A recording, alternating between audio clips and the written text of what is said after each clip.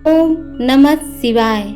हिंदू पंचांग के अनुसार हर साल भाद्रपद मास के कृष्ण पक्ष की तृतीया तिथि यानी रक्षाबंधन के 3 दिन बाद कजरी तीज मनाई जाती है।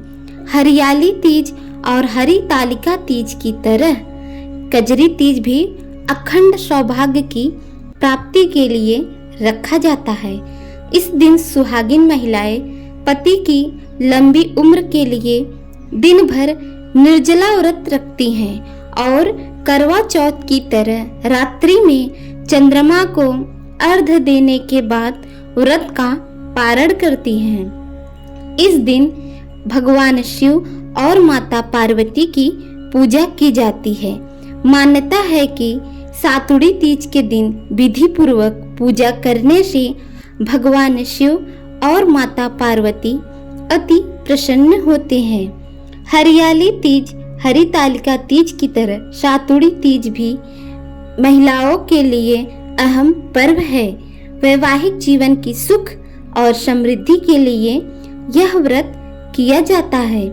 अच्छा जीवन साथी और सदा सौभाग्यवती होने का वरदान प्राप्त करने के लिए भी यह व्रत महिलाएं करती हैं। इस दिन पूजा करने से सभी दोष नष्ट हो जाते हैं। सातुड़ी तीज को बड़ी तीज, कजरी तीज आदि नामों से जाना जाता है। इस दिन ही माँ पार्वती ने भगवान शिव को प्राप्त किया था। इसके लिए उन्हें काफी कठोर तपस्या करनी पड़ी थी। इस बार यह तीज 2 सितंबर 2023 को मनाई जाएगी। यह त्योहार उत्तर प्रदेश, मध्य प्रदेश, बिहार और राजस्थान सहित कई राज्यों में बड़ी धूमधाम से मनाया जाता है। इस तीज को सातुड़ी तीज, कजरी तीज, कजली तीज, बूढ़ी तीज या बड़ी तीज के नाम से जाना जाता है। सुहागिन महिलाएं अपने पति की लंबी आयु के लिए यह व्रत करती हैं और इस दिन पूजा के बाद कथा भी सुनने का महत्व है। सातुड़ी तीज की कहानी के अलावा निमड़ी माता की कहानी, गणेश जी की कहानी और लपसी तपसी की कहानी भी सुनी जाती है। तो हम आपके साथ इन्हीं सब कहानियों को लेकर उपस्थित हैं और आपको हम पूजा विधि और मुहूर्त भी बताएंगे। सातुड़ी तीज के दिन पूजा का शुभ मुहूर्त सुबह 7:57 से 9:31 तक है। वहीं रात को पूजा के लिए शुभ मुहूर्त 9:45 पर 11-12 तक है। अब हम आपको कजरी तीज की कहानी सुनाते हैं। एक साहूकार था, उसके 7 बेटे थे। उसका सबसे छोटा बेटा पागला यानी पांव से अपाहिज था। वह रोजाना एक वेश्या के पास जाता था। उसकी पत्नी बहुत पतिव्रता थी, खुद उसे कंधे पे बिठाकर वेश्या के यहाँ ले जाती थी। वह बहुत गरीब थी, जेठानियों के पास काम करके अपना गुजारा करती थी। भाद्रपद के महीने में कजली तीज के दिन सभी ने तीज माता का व्रत रखा और पूजा के लिए सातु बनाए। छोटी बहू बहुत गरीब थी। उसकी सास ने भी उसके लिए एक सातु का छोटा पिंडा बनाया। शाम को पूजा करके जैसे ही वो सत्तू पासने लगी, उसका पति बोला, मुझे वेश्या के यहाँ छोड़कर आ। हर दिन की तरह उस दिन भी वह अपने पति को कंधे पर बिठाकर छोड़ने गई, लेकिन उसके पति उस दिन यह बोलना भूल गया कि तू जा। वह बाहर ही उसका इंतजार करने लगी। इतने में जोर से वर्षा आने लगी और बरसाती नदी में पानी बहने लगा। कुछ देर बाद नदी में से आवाज आई। आवाज सुनकर उसने नदी की तरफ देखा तो दूध का दोना नदी में तैरता हुआ दिखाई दिया। उसने दोना उठाया और 7 बार उसे पीकर दोने को 4 टुकड़े किए और चारों दिशाओं में फेंक दिया। उधर तीज की कृपा से उस वेश्या ने अपना सारा धन उसके पति को वापस दे दिया और सदा के लिए वहां से चली गई। पति ने सारा धन लिया और अपनी पत्नी को आवाज दी, दरवाजा खोल। उसकी पत्नी बोली, नहीं, मैं दरवाजा नहीं खोलूंगी।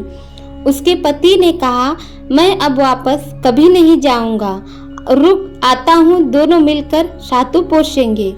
लेकिन उसकी पत्नी को विश्वास नहीं हुआ। उसने कहा, मुझे वचन दो, वापस वेश्या के पास नहीं जाओगे। पति ने पत्नी को वचन दिया और उसने दरवाजा खोला और देखा उसका पति गहनों और धन माल सहित खड़ा था। उसने सारे गहने कपड़े अपनी पत्नी को दे दिए। फिर दोनों ने बैठकर सातु पासा। सुबह जब जेठानी के यहाँ काम करने के लिए वह नहीं गई तो बच्चे बुलाने आए, काकी चलो, सारा काम पड़ा है। तब उसने कहा, अब तो मुझ पर तीज माता की पूरी कृपा है और अब मैं काम करने के लिए नहीं आऊंगी। बच्चों ने जाकर माँ को बताया कि आज से काकी काम करने नहीं आएगी, उन पर तीज माता की कृपा है। वह नए नए कपड़े गहने पहनकर बैठी है और काका जी भी घर पर ही बैठे हैं। सभी लोग बहुत खुश और आश्चर्यचकित हो गए। हे तीज माता, जैसे आप उस पर प्रसन्न हुई वैसे ही सब पर प्रसन्न होना, सबके दुख दूर करना। तीज माता की जय हो। अब हम आपको कजरी तीज की दूसरी कहानी सुनाएंगे। एक गांव में एक गरीब ब्राह्मण रहता था। भादवे महीने की कजली तीज आई। ब्राह्मणी ने तीज माता का व्रत रखा। ब्राह्मण से कहा, आज मेरा तीज का व्रत है स्वामी, कहीं से चने का सातु लेकर आओ। ब्राह्मण बोला, मैं सातु कहाँ से लाऊं, मेरे पास तो इतने पैसे भी नहीं हैं। ब्राह्मणी ने कहा, चाहे चोरी करो चाहे डाका डालो, लेकिन मेरे लिए सातु लेकर आओ। रात का समय था। ब्राह्मण घर से निकल गया और साहूकार की दुकान में घुस गया। उसने वहां पर चने की दाल, घी, शक्कर लेकर 1.25 किलो तोलकर सातु बना लिया और जाने लगा। खटपट की आवाज सुनकर दुकान के नौकर जाग गए और जोर जोर से चिल्लाने लगे, चोर चोर। साहूकार आया और ब्राह्मण को पकड़ लिया और ब्राह्मण बोला, मैं चोर नहीं हूँ, मैं तो एक बहुत गरीब ब्राह्मण हूँ। मेरी पत्नी का आज तीज माता का व्रत है, इसलिए मैं तो सिर्फ ये 1.25 किलो का सातु बनाकर ले जा रहा था। साहूकार ने उसकी तलाशी ली।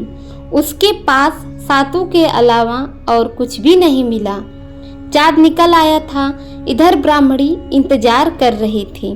साहूकार ने कहा, आज से मैं तुम्हारी पत्नी को अपनी धर्म बहन मानता हूँ। उसने ब्राह्मण को सातु गहने, रुपए, मेहंदी, लच्छा और बहुत सारा धन देकर ठाठ से विदा किया। तीज माता की कृपा से उनके भी दिन फिर गए। ऐसे ही तीज माता सब पर अपनी कृपा दृष्टि बनाए रखे। जय तीज माता की। तीज माता की कथा सुनने के साथ साथ आपको निमड़ी माता की भी कहानी सुननी चाहिए। यह कहानी इस पूजा में बहुत ही अहम है। अब हम आपको ये कहानी सुनाते हैं। एक शहर में एक सेठ सेठानी रहते थे। वह बहुत धनवान थे, लेकिन उनके पुत्र नहीं थे। जिसे जेठानी ने भादों की बड़ी तीज का व्रत करके कहा, हे निमड़ी माता, मेरे बेटा हो जाए तो मैं आपको 1.25 मण का सातु चढ़ाऊंगी। माता की कृपा से सेठानी को 9वें महीने में लड़का हो गया। सेठानी ने सातु नहीं चढ़ाया, वह भूल गई। समय के साथ सेठानी को 7 बेटे हो गए, लेकिन सेठानी सातु चढ़ाना भूल गई। पहले बेटे का विवाह हो गया। सुहाग रात के दिन सोया तो आधी रात को सांप ने आकर डस लिया और उसकी मृत्यु हो गई।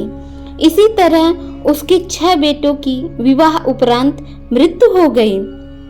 7वें बेटे की सगाई आने लगी। सेठ सेठानी मना करने लगे तो गांव वालों के बहुत कहने पर, वह समझाने पर सेठ सेठानी बेटे की शादी के लिए तैयार हो गए। सेठ सेठानी ने कहा, गांव वाले नहीं मानते तो इसकी सगाई दूर देश में करना। सेठ जी सगाई करने के लिए घर से चले और बहुत दूर एक गांव आए। वहां 4-5 लड़कियां खेल रही थी जो मिट्टी का घर बनाकर तोड़ रही थी। उनमें से एक लड़की ने कहा, मैं अपना घर नहीं तोड़ूंगी। सेठ जी को यह लड़की बहुत समझदार लगी। खेलकर जब लड़की वापस अपने घर जाने लगी तो सेठ जी उसके पीछे पीछे उसके घर चले गए। सेठ जी ने लड़की के माता पिता से बात करके अपने लड़की की सगाई व विवाह की बात पक्की कर दी। घर आकर विवाह की तैयारी करके बेटे की बारात लेकर गए और बेटी की शादी संपन्न करवा दी। इस तरह 7वें बेटे की भी शादी हो गई। बारात विदा हुई। लंबा सफर होने के कारण लड़की की मां ने लड़की से कहा, मैं यह सातु वह सीख डाल रही हूँ। रास्ते में कहीं पर शाम को निमड़ी माता की पूजा करना, निमड़ी माता की कहानी सुनना और सातु पास लेना, वह कल्पना निकालकर सासू जी को दे देना। बारात धूमधाम से निकली। रास्ते में बड़ी तीज का दिन आया। ससुर जी ने बहू को खाने का कहा। बहू बोली, आज मेरे तीज का उपवास है। शाम को निमड़ी माता का पूजन करके निमड़ी माता की कहानी सुनकर ही भोजन करूंगी। एक कुएं के पास निमड़ी माता नजर आई तो सेठ जी ने गाड़ी रोक दी। वह निमड़ी माता की पूजा करने लगी तो निमड़ी माता पीछे हट गई। बहू ने कहा, हे माता, आप पीछे क्यों हट रही हो? इस पर माता ने कहा, तेरी सास ने कहा था पहला पुत्र होने पर सातु चढ़ाऊंगी और 7 बेटे होने के बाद भी, उनकी शादी हो जाने के बाद भी अभी तक सातु नहीं चढ़ाया। वो भूल चुकी है। बहू बोली, हमारे परिवार की भूल को क्षमा कीजिए, सातु मैं चढ़ाऊंगी। कृपया मेरे सारे जेठ को वापस कर दो और मुझे पूजन करने दो। माता नववधू की भक्ति व श्रद्धा देखकर प्रसन्न हो गई।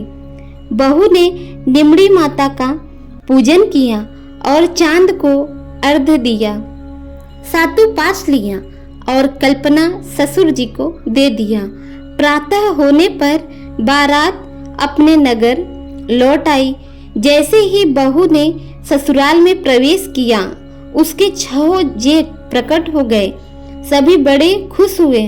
उन सभी को गाजे बाजे से घर में लाया गया। सास बहू के पैर पकड़ उसको धन्यवाद देने लगी। बहू बोली, सासू जी आप ये क्या करते हो? जो बोला करिए उसे याद कीजिए। सासू बोली, मुझे तो याद नहीं, तू ही बता दे। तब बहू बोली, आपने निमड़ी माता को सातु चढ़ाने का बोला था सो पूरा नहीं किया। तब सासू माँ को याद आया। 12 महीने बाद जब कजली तीज आई, सभी ने मिलकर 7.25 मन का सातु तीज माता को चढ़ाया। श्रद्धा और भक्ति भाव से गाजे बाजे के साथ निमड़ी माँ की पूजा की। बोला कि निमड़ी माता की जय हो। हे भगवान, उनका आनंद हुआ वैसे ही सबका आनंद हो। आप सभी को कजली तीज की हार्दिक शुभकामनाएं। ओम नमः शिवाय।